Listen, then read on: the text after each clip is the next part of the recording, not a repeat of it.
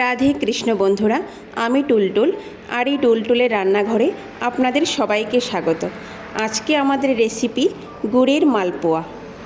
আর এই মালপোয়াটা এইভাবে তৈরি করলে বলের মতো যেমন ফুলবে তেমন ফেটেও যাবে না।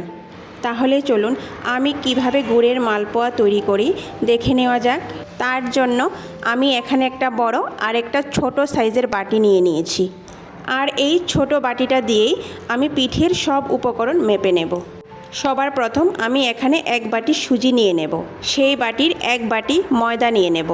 যতটুকু সুজি ততটুকু ময়দা নিয়ে নেব। তারপর সামান্য লবণ দিয়ে দেব। এখন শুকনো উপকরণগুলি ভালো করে মিশিয়ে নেব।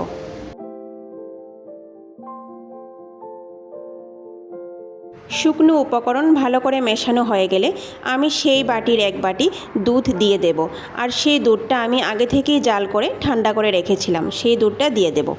দুধের পরিবর্তে এখানে জলও ব্যবহার করা যাবে। এক বাটি দুধ আমি আগেই দিয়েছি, এখন আরেক বাটি দুধ অল্প অল্প করে দিয়ে মেশাতে থাকব। এখন এই ব্যাটারটাকে আমি ভালো করে মিশিয়ে নেব, কারণ মালপোয়ার ব্যাটার যত ভালো করে মেশানো হবে তত ভালো পিঠে তৈরি হবে।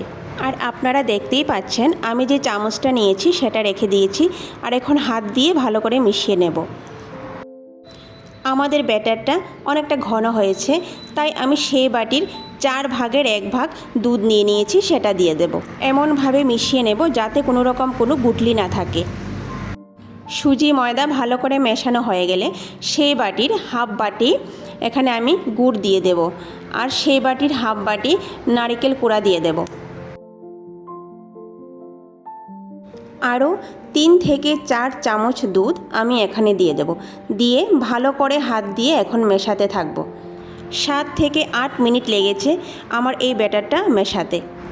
এখন আমি সেই ব্যাটারকে 1 ঘন্টার জন্য ঢেকে রেখে দেব।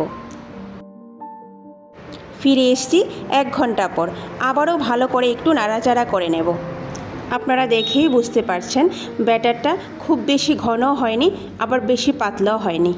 আগে থেকেই বেশ কিছু তেল গরম বসিয়ে রেখেছিলাম, সেটা ভালো করে গরম হয়ে গেছে। এখন পিঠেগুলি আস্তে আস্তে ভেজে নেব।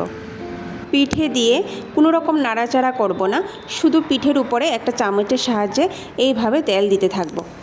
তারপর পিঠেটা আপনা থেকেই এইভাবে ফুলে উঠে আসবে।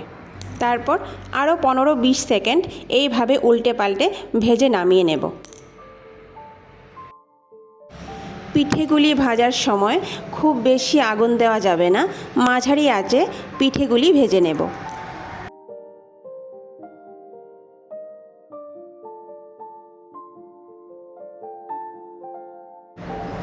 আমার একটা পিঠে ভাজা হয়ে গেছে, এখন আরেকটা পিঠে দিয়ে দেব। এইভাবেই আমি প্রত্যেকটা পিঠে ভেজে নেব। পিঠে দিয়ে 10-15 সেকেন্ড অপেক্ষা করার পর দেখবেন এইভাবে উপর দিকে ফুলে উঠছে। এরপর উল্টে পাল্টে একটু লাল করে ভেজে নিলেই তৈরি হয়ে যাবে আমাদের মালপোয়া পিঠা।